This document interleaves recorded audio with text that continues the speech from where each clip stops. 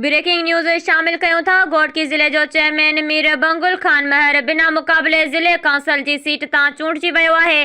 मीर बंगुल खान महर घोटकी ज़िले जो चेयरमैन मुंतखब थियो हुयो, जंहिं बाद घोटकी ज़िले चेयरमैन खे मकानी खाते जे कानून मूजिब डिस्ट्रिक्ट काउंसिल जी सीट तां चूंडिजी अचणो हुयो।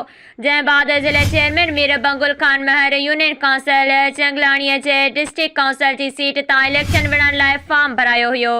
यूनियन काउंसिल चिंगलाणीअ जे डिस्ट्रिक्ट काउंसिल मेंबर मुन्नीर कलवड़ खे इस्तीफ़ा ॾियारी वई हुई, जंहिं बाद जमियत जो उम्मीदवार नूर मोहम्मद संदसि साम्हूं फॉर्म भरायो हुयो, जेको पीपल्स पार्टी उम्मीदवार मीर बंगुल खान महर जी हिमायत में हथ खणी वियो आहे। जंहिं बाद हू बिना मुक़ाबले चूंडिजी वियो आहे।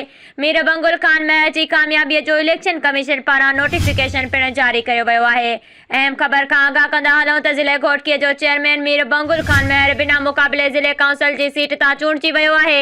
मीर बंगुल खान महर घोटकी ज़िले जो चेयरमैन मुंतखब थियो हुयो, जंहिं बाद घोटकी ज़िले चेयरमैन खे मकानी खाते जे कानून मूजिब डिस्ट्रिक्ट काउंसिल जी सीट तां चूंडिजी अचणो हुयो। जंहिं बाद ज़िले चेयरमैन मीर बंगुल खान महर यूनियन काउंसिल चिंगलाणीअ जे डिस्ट्रिक्ट काउंसिल जी सीट तां इलेक्शन विढ़ण लाइ फॉर्म भरायो हुयो।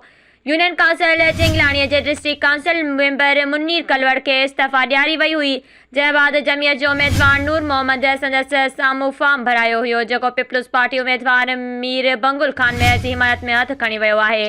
जंहिं बाद हू बिना मुक़ाबले में चूंडिजी वियो आहे। मीर बंगुल खान महर जी कामयाबीअ जो इलेक्शन कमीशन पारां नोटिफिकेशन पिणु जारी कयो वियो आहे।